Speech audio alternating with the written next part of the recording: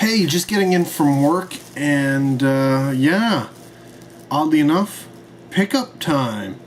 I haven't done, really I haven't done a lot of pickup videos lately, but that's because I haven't been buying a lot. But, little story to go along with this pickup, of course. At work, Canadian Tire, we don't really have, you know, an entertainment section or anything like that, but we have new owners at our store.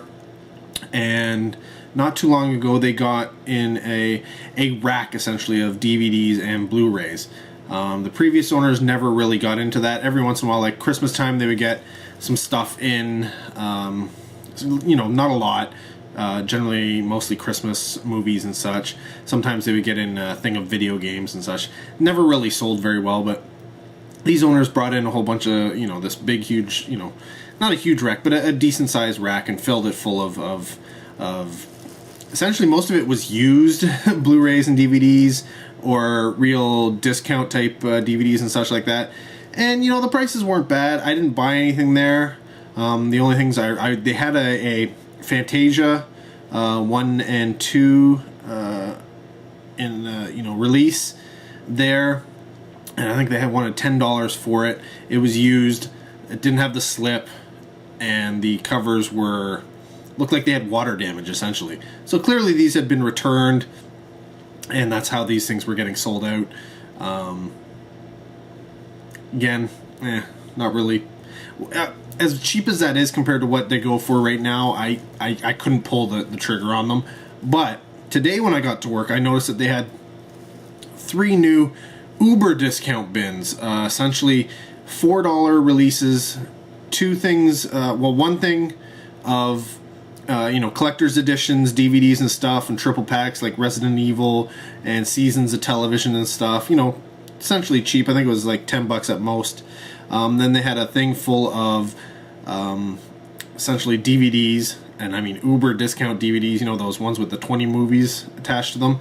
And then they had a thing of Blu-rays, and it's clear that they were getting stuff from Echo Bridge, because most of the DVDs were Echo Bridge, thus the 20 movie packs, and the Blu-rays were Echo Bridge. And well, not all of them, but a lot of them were. Which, if you know, Echo Bridge was the ones who released a bunch of the double feature Blu-rays. So for $4 each, I picked up a bunch of those, because I don't think I had any of them. And essentially a lot of these, this is the only way to get them on Blu-ray. And so I picked up the Grand Duel and Kioma, some spaghetti westerns. This is the one that I really wanted, When a Stranger Calls and Happy Birthday to Me. It's one of the ones that most people are after. Let's see what else. Hollow Man and Hollow Man 2. Anatomy and Anatomy 2. Now, some of these I have on DVD, but you know what? Let's get the Blu-rays. I don't know if the quality is better or not, but we'll find out.